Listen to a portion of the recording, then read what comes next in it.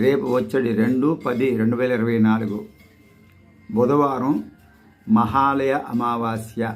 పోలాలాంబ వ్రతము చేసుకున్నకు చాలా శుభప్రదము.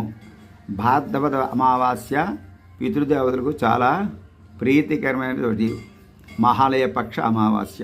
కావున అందరూ అమావాస్య చేసుకోండి. అలాగే పోలాలాంబ వ్రతం కూడా చక్కగా చేసుకోవచ్చును. ఉదయం నుంచి ఎటువంటి సంశయం లేదు.